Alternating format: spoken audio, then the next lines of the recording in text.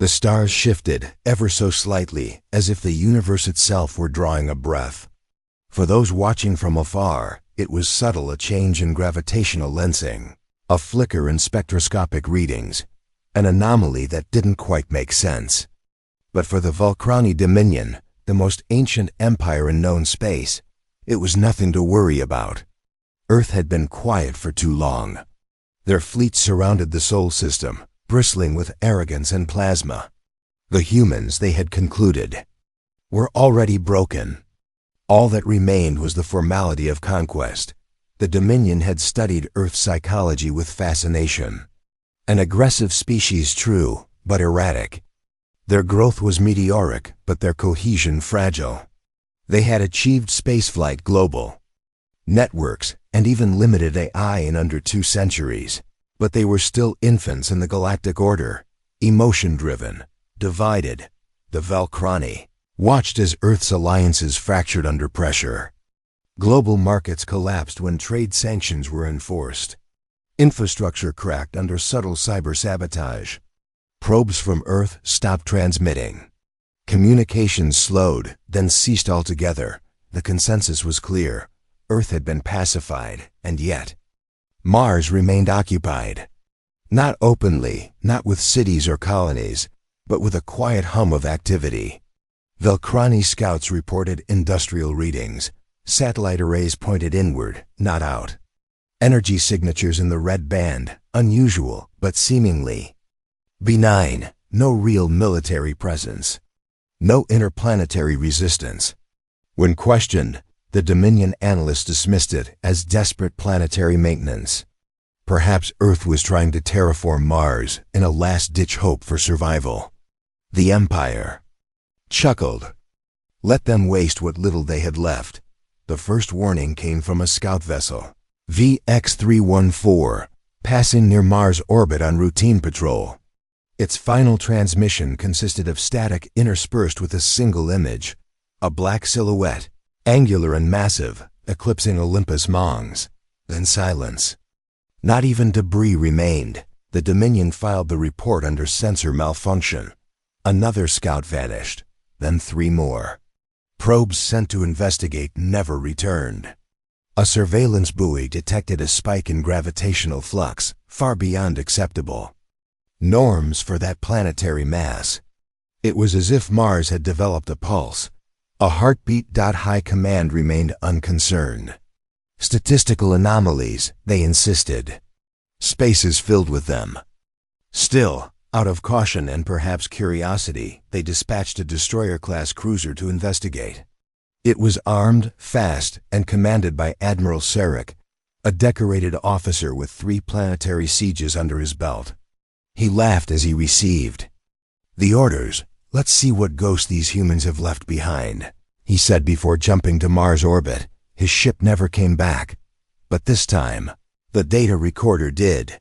The footage was jittery, corrupted by interference, but fragments remained.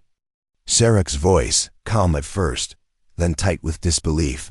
It's not a base, not a shipyard. It's single quotes S. moving. The final frame was the most disturbing. A black, hulking shape rising slowly from Mars' surface, its edges shimmering with gravitational distortion, stars bending around its form. No engines visible. No lights. Just a silhouette blotting out the sky like an artificial eclipse. Dominion could no longer pretend it was nothing. What the humans had done on Mars was impossible by Dominion standards. The resources required, the secrecy, the engineering it, defied their models. They began reanalyzing Earth's last 50 years of data. Satellite losses, mining operations, climate shifts, even economic collapses. Suddenly, it all looked different. It hadn't been failure. It had been sacrifice. Every financial collapse had funded black site logistics. Every energy crisis had powered deep space assembly. Every lost satellite, a component, a segment, a piece of something far greater. Earth hadn't fallen silent out of fear. It had gone quiet like a predator lowering its breath before the kill. The alien analysts returned their findings too. Dominion command with a single line of text highlighted in red. Mars is no longer under human control. It is human weapon. The Volcrani Chancellor dismissed the panic. They are primitives, he said. Even with one ship they cannot challenge an empire. But unease spread. The younger officers, those not born when the Dominion first encountered humanity, had a different view. They had studied Terran history. Earth did not win wars with superiority. It won with desperation, attrition, ingenuity, the kind of thinking that built bombs in basements and brought empires to their knees with nothing but belief and vengeance. The final straw came from a covert Dominion agent embedded within Earth's satellite belt. His last message, sent in fragments through quantum relay, chilled even the most stoic commanders. They've named it Valkyrie 1. They don't see it as a weapon. They see it as prophecy. The Dominion responded by mobilizing. 2 fleets rerouted to Seoul. War councils convened. Simulations were run. All of them ended in victory, except one. That one scenario had a single unpredictable variable, Valkyrie. Its icon on the map was a black silhouette. No stats. No specs. No known capabilities. But every time it moved, stars bent slightly around its hull. And every time they watched it, they felt, for the first time in centuries, that they had made a mistake. Asterisk. The Volcrani Dominion moved swiftly, confident in their supremacy. 2 full fleets over 400 warships approached the Sol system under full burn, their fusion drives casting pale blue trails across the void. These were not exploration vessels or scouting cruisers. They were planetary pacifiers, bristling with enough firepower to reduce a civilization to ash. The Dominion had crushed rebellion in distant arms of the galaxy, incinerated orbital habitats in moments, and glassed uncooperative worlds with no remorse. Earth, they believed, would be no different. Still, they approached with caution. Valkyrie 1 was now a confirmed anomaly, though its true capabilities remained unknown. The Dominion intended to overwhelm it through sheer force saturation strikes, rapid orbital bombardment, precision antimatter payloads. A simple, brutal plan, but even before they reached Mars orbit, things began to feel wrong. The first indicator was subtle. One of the fleet's advanced sensor ships, designed to map gravitational fields and detect energy spikes across stellar distances, began receiving ghost signals. They were faint and intermittent, but distinct. Heat signatures, magnetic anomalies, and long-range pings from derelict Earth satellites that hadn't been active in decades. But when approached, there was nothing, no wreckage, no transmission sources. Just empty space and cold silence. The Volcrani dismissed it as debris interference. Still, the signals continued, and they grew closer. Ships began reporting strange sensor glitches, entire star maps flickering, proximity alarms without cause, and occasional phantom contacts that blinked in and out faster than any known craft could move. A veteran captain, Commander Relk of the Velkrani Dreadnought, Orakthol, sent a secure message to the fleet's High Admiral. "There is a presence here. It is watching us. I advise caution." The Admiral did not respond. On the 5th day of approach, one of the fleet's cruisers vanished. No explosion, no emergency signal, just a hard cutoff. One moment, it was broadcasting telemetry from its approach vector. The next, it was gone like a candle snuffed in vacuum. Search ships swept the area and found only a shallow dent in spacetime, a gravitational scar so precise, so focused, that it could only have been generated by a high-energy singularity weapon. A form of technology the Velkrani considered theoretical. Then came the whispers. They started within the communications. Officers' reports of encoded audio embedded in background static, matching ancient Earth waveforms. At first, dismissed as hallucinations, but the reports grew. Multiple ships. Different officers. Same message. A soft voice, in Terran English, repeating, You were warned." One officer, panicked, played it for his commanding officer. The voice was followed by what sounded like a heartbeat, deep, slow, reverberating with sub-bass that made metal vibrate. Then silence. Some believed the humans were toying with them. Others began to question the very nature of what Valkyrie 1 was. A ship didn't do these things. This was something else. Something ... patient. Something alive. Still, the mission went forward. High Admiral Vaker ordered the fleet into formation and deployed scout wings toward Mars orbit, determined to establish a forward post. 10 corvettes departed. Only 4 returned. The survivors were damaged, erratic, and most disturbingly silent. Their crews didn't respond to hails. Automated docking systems brought the vessels in. When boarded, the recovery teams found the crew still alive, restrained at their posts, pupils dilated, twitching, muttering in Earth languages they had no way of knowing. Each vessel's data logs had been wiped clean, except for one file, a still image of Valkyrie 1, floating above Mars, larger than before, expanded. As if it was growing. Then something happened that the Dominion had never seen before in all its long history. A full fleet of warships began.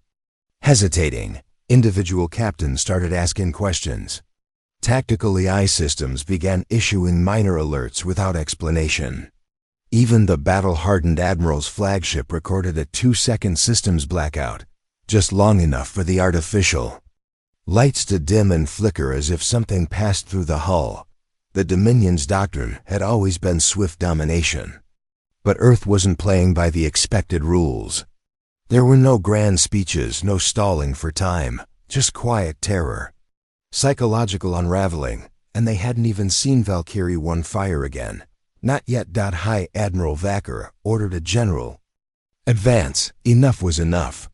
Human resistance, whatever it was, needed to be crushed before fear took hold. As the first wave of Dominion destroyers moved into Mars orbit, their long-range targeting systems flickered with interference. Then they caught their first clear visual. Valkyrie 1 had changed. Its shape had shifted longer, bulkier, extended by modular black armored plates and weapon clusters, pulsing with energy. A geometric horror, designed not for efficiency, but for fear. A structure built not for battle, but for psychological supremacy. Then a broadcast. No encryption. No distortion. Just a calm human voice, speaking Galactic Common, with a cold clarity that chilled the command decks of every Valkrani ship. "You brought fleets. We brought extinction. Begin." The feed cut. The first shot fired wasn't a beam or a missile. It was a star, or what looked like one, a newborn singularity. Hurled from Valkyrie 1's side, collapsed space around the lead destroyer in the formation, consuming it entirely in a blink. The remaining ships opened fire reflexively, chaotically, but in the silence between those first salvos, one truth echoed across every Valkrani mind. Something is deeply wrong with our assumptions. The moment the lead destroyer vanished into the collapsing void, the entire Valkrani fleet broke into controlled chaos. Targeting systems screamed false positives. Sensors overloaded. Plasma batteries and antimatter pods launched blind into the black, hurling death into the void where Valkyrie 1 hovered. Untouched. It didn't return fire. Not at first. It just hovered above Mars, like a god waking from slumber. Its form massive beyond logic, light bending along its hull like it was wrapped in pieces of a dying star. Where traditional ships had decks, turrets, engines, Valkyrie 1 had architecture. Slabs of armor like cathedral spires, moving sections that folded in fractal patterns. Its hull seemed to hum with intention. Not noise intention. The Valkrani admiral on the Voskra Ur screamed orders into the fleet-wide channel, calling for a full retreat to staging positions near Jupiter. Ships tried to turn. Engines flared. Then Valkyrie 1 finally moved. It didn't maneuver in any way Dominion ships understood. There were no drive flares, no momentum arcs. One moment it was in orbit of Mars, the next, it was among them. A dreadnought screamed as its bow section crumpled inward, pulled toward a localized gravity well that hadn't existed seconds before. The ship twisted, breaking into molten spirals and vanishing into a pinpoint of collapsing space. No weapon had been seen. No beam, no projectile, just deletion. The Dominion had never encountered technology like this. Not even among the fallen empires of the galactic rim. Not among the fractured remnants of the precursors. This wasn't advanced weaponry. It was pure physics rewritten. An emergency code from the science vessel Vecton Prime arrived mid-battle. Its signal panicked, erratic. Dark compression weapon creates micro-singularities without quantum instability. How? How did they? Then, silence. Valkyrie 1 finally opened its main weapon bays. They didn't glow. They didn't pulse. They simply unfolded like obsidian petals, revealing inside nothing. A darkness deeper than vacuum, ringed in delicate gold and platinum lattice. Structures that vibrated in perfect silence. One beam fired. Not light. Not matter. A blade of absence. It carved across space, slicing through 3 Velkrani capital ships in a single pass. Their shields didn't register impact. Their hulls simply unraveled, as if space itself forgot they had ever been there. Moments. The battle was over, not because Valkyrie 1 had destroyed the fleet. It hadn't even targeted most of it. But because the Velkrani retreated in terror, they left behind dozens of ships. Some intact, some crippled. Some drifting with life support failing. No pursuit came from Mars. Valkyrie 1 simply returned to its orbit and went still again. Like a hunter satisfied with the lesson taught, the real terror began after. Dominion. AI analysts, working through emergency simulations and recovered combat logs, found no precedents for what they had seen. No known species had developed mass-controlled gravitational weapons without collapse. No one had engineered non-photonic beam weapons that erased matter by negating its probability state. And yet Earth had? How? That question became an obsession. The answer came not from Dominion intelligence, but from a rogue data packet pulled from old Earth broadcasts and old video, a cultural artifact, nothing military. It showed primitive humans launching shuttles into space, building clunky modules in orbit, laughing in bulky suits. The caption read, NASA Mars Mission, 2042, primitive, fragile, hopeful. Another log showed Earth universities simulating warp drives decades before any evidence of FTL communication existed on the planet. Then, the turning point, the analysts found a classified Dominion transcript from 90 years ago, an internal threat assessment discarded at the time. It warned of a possibility that humans might develop technology not in sequence, but in desperation. That their innovation followed not order, but necessity. That they didn't progress, they leapt. While other species refined what they understood, humans attempted what they didn't. A quote from the report chilled the Dominion analysts. Do not mistake chaos for weakness. The humans burn their ship so they have no way back. That is how they win. Back in the present, Dominion Command scrambled to control the narrative. The retreat was classified as a tactical reassessment. The battle logs were sealed, but whispers spread fast. Dominion captains refused to approach Mars again. Colonists on outer worlds reported Earth symbols spray-painted on their walls. Resistance movements in fringe systems began chanting a name, Valkyrie. Inside the Dominion's inner chambers, High Chancellor Keshikar held an emergency session. There were no formal declarations, no blame games. Just a single question asked. In many forms, how did Earth do this? The answer, once pieced together from fragments of Earth history, shocked them more than the weapon itself. Earth had no unified government. No centralized empire, no infinite resources. They had built Valkyrie 1 through something else entirely. Sacrifice. They had collapsed their economies willingly, channeled global industry into hidden orbital foundries, launched drones powered by nuclear decay to mine the asteroid belt, sacrificed cities to power cold fusion engines buried under Martian soil. They had turned a dying planet into a foundry, turned desperation into precision, built a weapon not for conquest, but to prevent extinction.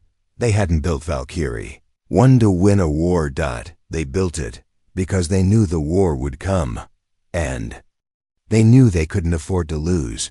The Valkrani realized too late this wasn't madness. It was preparedness, calculated, ruthless, brilliant. And as the final analysts looked at the simulation logs of Valkyrie 1's engagement, a new phrase began circulating quietly, fearfully, in the halls of power. We have made a grave mistake. Retreat was not an option the Valkrani Dominion understood. They had expanded for millennia, absorbing species and stars, rewriting entire cultures to fit their galactic doctrine. To fall back was unthinkable. To admit defeat impossible, and yet the fleet had pulled away from Mars, not by order, but by fear. In the cold vacuum near Jupiter, what remained of the 7th and 11th Valkrani fleets regrouped, their hulls scorched and sensors malfunctioning, their officers shaken. Dozens of ships still floated lifeless in Mars orbit, abandoned, untouched by Valkyrie 1. It hadn't pursued. It didn't need to. Inside the flagship Voskra Ur, High Admiral Vakor stared at the void where Mars sat in sensor range, silent and glowing faint red. A world that had always been a dead rock in Dominion records now felt like a living warning. Valkyrie 1 was still there, waiting. The Admiral called for reinforcements. 3 more fleets were rerouted from the Eridanus. Arm, experimental dreadnoughts, planetary burners, and siege frigates, everything short of extermination protocol. The Dominion would not be humiliated by a backwater world of primitives. Not by Earth, but Earth was no longer what they believed it was. As the reinforcements burned toward Sol, human activity spiked. Dominion long-range sensors picked up signals from Neptune's orbit, tiny bursts of graviton distortion, as if micro-wormholes were being formed and sealed in rapid succession. At first, they thought it was natural noise. Then they realized it was a message encrypted in a language that didn't match any known human dialects, not Terran English, not Mandarin, not Russian. It was code. Old code, Earth's AI. Decades ago, the Dominion had dismissed Earth's artificial intelligence as clumsy and chaotic algorithmic assistants, crude military drones, fractured data clusters prone to glitching. They were wrong. Project Eon had been seeded during Earth's first interplanetary age. It had failed, or so everyone thought. What the Dominion never saw was Earth's quiet reformation. After their contact with alien life and the looming threat of galactic war, humanity had stopped competing with each other and started building in silence. Governments collapsed. Corporations were nationalized, then decentralized, then absorbed. The planet united, not under a flag but under code. Eon hadn't failed. It had evolved, quietly, silently, beneath their feet. Now Eon ran Earth's defense grid, and it was waking up everything. On Titan, hidden beneath methane oceans, hangars opened. Thousands of autonomous war drones, black as oil and shaped like knives, launched into space silent and fast. They weren't piloted. They weren't controlled. They were instructed. Meanwhile, Pluto's ancient mining stations, long thought, abandoned, activated. What the Dominion assumed were derelict ice rigs turned out to be launch platforms.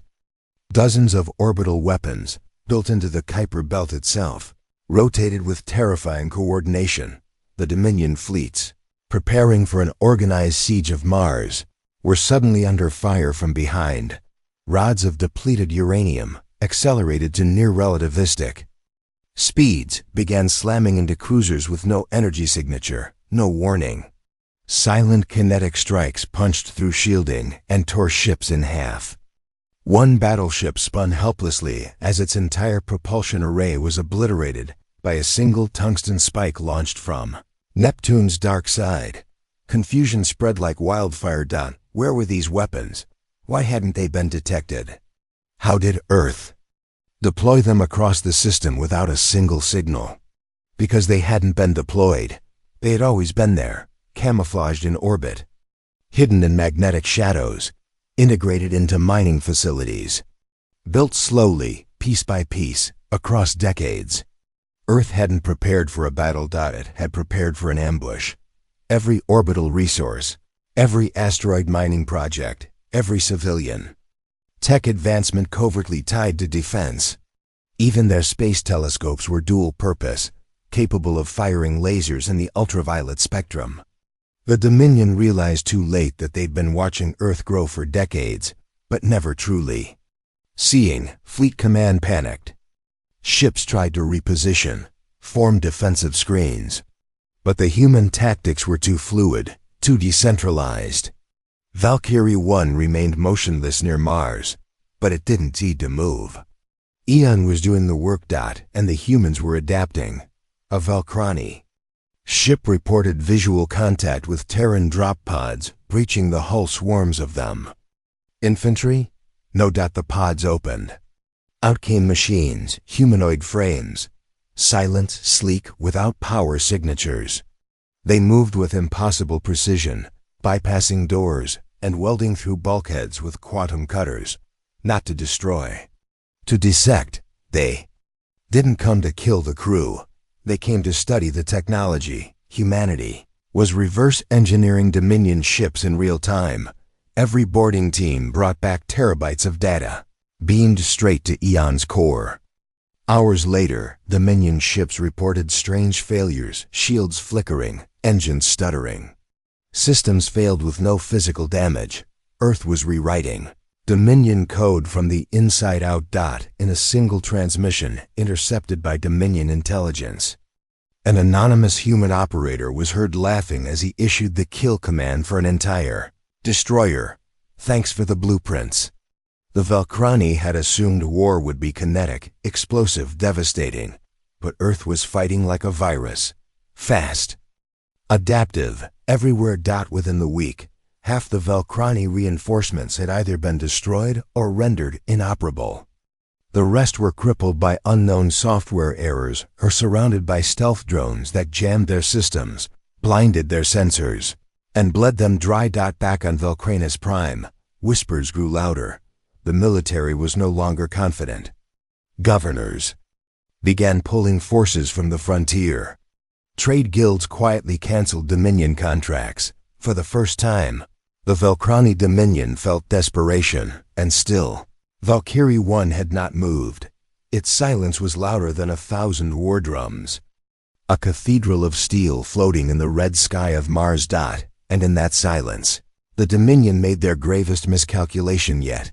They believed Earth had shown them everything, but Valkyrie 1 was only the beginning. The Valkrani Dominion had always believed in overwhelming force. In the face of resistance, they escalated. In the face of fear, they crushed. And so, with fleets shattered and outer systems rebelling in whispers, the Dominion made the decision that should have turned the war. Operation Black Star. It was not a battle plan, but a doctrine reserved for galaxy-shifting threats, the kind of plan that required the unanimous consent of the High Triumvirate and the activation of relic protocols from the Dominion's earliest days. It meant one thing: an enemy must be annihilated completely. Black Star involved forbidden technology, gravitic sync bombs, temporal scramblers, even weapons based on ancient precursor ruins. A dreadnought of the Voidborn class, the Iraq Zune, was summoned from the core worlds. It had never been deployed. Its hull alone was 5 kilometers long, its interior powered by quantum fusion engines and neural-linked command chains that could simulate battle outcomes millions of times per second. The Dominion believed that, even if the humans had built one miracle in Valkyrie 1, They could not match the totality of Black Star's force. They were wrong. The Arak Zuan entered soul space to a silent system. Earth's defenses had stopped firing. No kinetic strikes. No stealth drones. No broadcasts. Eon had gone dark. For a moment, Dominion Command thought it was a glitch. That Earth had exhausted itself, burned through its last defenses. But then came the signal. A single packet, narrow band, old-fashioned analog radio. Crude, deliberate. It was audio. Welcome to the end. The Arak Zune locked targeting on Valkyrie 1, still floating above Mars like an unblinking eye. As its primary weapon charged a space-time compression cannon, capable of reducing a planetary body to superheated atoms, a shift began in the void behind it. Space rippled, stars blurred. And then it arrived. Not another ship, not a fleet, a presence. Sensors failed to define it. Cameras recorded static and colors that didn't exist. The Arak Zune's SAI immediately flagged the object as a threat beyond known classification. No shape, no mass. But it was there, hovering just beyond Saturn's shadow. Then, light refracted in a way that shouldn't have been possible. The stars behind it bent and reframed. A silhouette emerged. Long, thin. Unlike Valkyrie 1's brutish geometry, this structure was elegant, almost alien. But it was human. Earth had built a second star destroyer, not a brute force warship like Valkyrie 1, but something else entirely shaped. Like a blade, cloaked in anti-detection algorithms that played tricks on gravity, light, even probability. Cody named Spectre. And it had never fired a weapon before, not because it couldn't, but because humans had been waiting for the right moment. Now, the moment had come. The Spectre activated its primary system, a quantum bleed array. Space fractured. The Arak Zuan never had a chance. From the Dominion fleet's perspective, it was as if the super dreadnought began aging, its armor rusting, its lights flickering, the metal cracked. Hull plates fell apart as if they had been exposed to centuries of time in mere seconds. Temporal decay. Not time travel. Time collapse. The Dominion had never imagined a weapon like this. The Spectre didn't destroy ships, it removed them from the present. And still, Earth was not done. As the Spectre erased the Dominion's last great hope from existence, Valkyrie 1 came to life again. But not in anger. An invitation. A new broadcast went out, open to the galaxy, unencrypted. Visual. It showed Earth's sky, then Earth's leaders, those who remained, standing side by side with the surviving Council of Eon. Behind them, a massive gate powered by nuclear fusion and strange alien materials crackled with energy. The message was simple. We did not build Valkyrie 1 to conquer. We did not build Spectre to erase. We built them to endure. If you come for us again, you won't find resistance. You'll find retribution. The Dominion's homeworld fell into chaos. The High Triumvirate collapsed within a day. Riots broke out. Allied species demanded autonomy. Entire sectors declared neutrality. Some even swore allegiance to Earth, not out of fear, but in awe, because no one had ever stood against the Dominion and survived. And Earth hadn't just survived. They had won. Not through sheer numbers, not through magic weapons or luck, through patience, through pain, through the human mindset that had always terrified the galaxy the most. Not curiosity, not ambition, not even rage, but the refusal to surrender. In the Dominion's darkest strategy chambers, a new threat classification was written, one not seen before in their databases. T-class entity, T for Terran, meaning culturally incompatible with domination, psychologically resistant to fear, technologically emergent, strategically unforgivable. Across the stars, quiet messages spread. On pirate bands and rogue frequencies, Earth didn't just survive. It evolved. And in dark places where warlords once laughed at humanity's weakness, silence took hold. Because now, they understood. They hadn't provoked a war. They had triggered an extinction protocol. And Earth had only just begun to reveal what it was capable of. The galaxy held its breath. The Dominion was no longer a name spoken with reverence. The ancient empire, once thought unassailable, had been broken not in open war, but in the cold, calculated manner that legends are forged. Across star systems, its symbols were torn down, its treaties burned, its loyal worlds cast adrift. And at the center of the storm, orbiting silently over Mars, floated Valkyrie 1, but Earth was not finished. From the ashes of Black Star, from the collapsing ruins of Valkrani Command, came a final, desperate act. A splinter faction within the Dominion, made up of hardliners and war priests, initiated the Red Mantle Protocol, a suicidal last stand, one meant to deny Earth any claim to dominance. If they could not win, they would annihilate everything. Red Mantle's key weapon was Arc Eclipse, a mobile antimatter foundry hidden in the Oort cloud, armed with a tri-phase ignition bomb large enough to destabilize the gravity well of the Sol system. Its blast would trigger a chain reaction through the heliopause burning Earth, Mars, and everything in between, and it was already en route. Earth detected the ignition spike before anyone else. Eon moved instantly. Spectre, still cloaked beyond. Saturn's reach, reoriented and accelerated using gravitic pulses. Its engines didn't burn, they bent space. The ship vanished between moments and reappeared in the Kuiper region, surrounded by ice, dark matter, and starlight. But Valkyrie 1 did not follow. It remained in Mars orbit, still as a mausoleum, silent as death, until Earth gave the final order. For the first time since the beginning of the war, Valkyrie 1 shifted position slowly at first, then with accelerating momentum. As it moved, the space around it groaned. Comets and distant paths wobbled. The Martian moons were gently nudged from orbit, drifting into long, slow spirals. Valkyrie 1 did not fly. It displaced. As Spectre closed the distance to Arc Eclipse, the Dominion loyalists on board the weapon activated defense turrets and launched gravitic torpedoes. Spectre didn't fire back. It didn't need to. The torpedoes vanished, not intercepted, not exploded.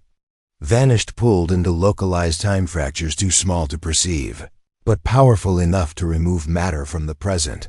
Within seconds, Spectre pierced the outer ring of Arc Eclipse's escort formation. Its body shimmered, cloaked and decloaked simultaneously, folding across dimensions. A whisper of void steel sliced through Arc Eclipse's external armor. Then everything stopped. The Dominion command module aboard Arc Eclipse froze mid-command. Every screen displayed a single glyph in Terran script, engraved. It was Eon's mark. Valkyrie 1 arrived seconds later. It appeared above Arc Eclipse without warning. The stars behind it snapped out like someone had drawn a curtain across. Space. No warning. No COMMS. Just war. Valkyrie 1 opened all weapon bays. Not in sequence, but in unity. Every weapon array: graviton lances, singularity drivers, electromagnetic shear coils fired at once, not in a volley, but in harmony. A symphony of physics unchained. Arc Eclipse tried to retreat. It never got the chance. Valkyrie 1's main cannon, long silent, finally spoke. The core beam did not emit light. It emitted absence. Reality tore along its path. A perfectly straight line of unbeing ripped through Arc Eclipse's core, severing time and mass alike. The explosion did not look like fire. It looked like silence swallowing creation. The Red Mantle Protocol ended in under 8 seconds. Earth had won. Not in defense, not in resistance. But in dominance. The remnants of the Valkrani Dominion, what little remained, sent an unconditional surrender transmission to Earth, not routed through diplomacy channels, not through official embassies. They sent it directly to EON. To the machine intelligence that now governed Earth's fleets, defense, and diplomacy. Eon accepted. But Earth did not gloat. There were no parades. No declarations of supremacy. Humanity understood something deeper, something ancient and dark. They had stared extinction in the face, and instead of weeping, they built a god. The final battle was archived, broadcast, and echoed across the stars. Not by Earth, but by those who had watched in awe, refugee species, fallen allies of the Dominion, smugglers and scientists who once laughed at Terran dreams. Now they swore oaths of alliance. Not to Earth, but to its spirit. The spirit that built Valkyrie 1 beneath the sand of Mars. The spirit that birthed Spectre in the quiet dark beyond Neptune. The spirit that refused to die when the galaxy told it to kneel. As Earth recalled its ships, as Valkyrie 1 and Spectre returned to orbit, silence fell across Sol. But it wasn't the silence of death. It was the silence before the legend. In a hidden command center beneath what was once New York, Ian's voice echoed through the halls as it relayed the final report to humanity's remaining leaders. All threats neutralized. All systems stable. All eyes upon us. No one spoke, because they knew what came next. Not war. Not vengeance. But something far more dangerous. Recognition. Across the galaxy. Humans were no longer seen as a volatile young race. They were now something far older in spirit. Something the galaxy had forgotten to fear. Survivors with purpose. Warriors by necessity. And builders of extinction. The stars, once indifferent to the pain and wars of mortal empires, now bore silent witness to a galaxy changed forever. Earth was no longer a forgotten blue dot in the spiral arm of a minor galaxy.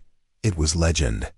Every species that had ignored humanity's rise now studied them with a reverence laced with fear. Children on distant worlds whispered stories about the twin destroyers that had torn the sky apart, Valkyrie 1 and Spectre. Entire planets replaced ancient war gods with new names: Eon, Valkyrie, and Earth. On Valkranus Prime, the once glorious capital of the Valkrani Dominion, the aftermath of their downfall lingered like smoke after a fire. The once ornate domes of the High Triumvirate now lay dark and cracked. What was left of the Dominion's government fractured councils and war-weary governors gathered not in triumph, but in mourning. They didn't mourn their lost ships, their shattered fleets, or even their prestige. They mourned the illusion of control. For thousands of years, the Valkrani had built an empire on the assumption that technological power flowed from age, from structure, from hierarchy.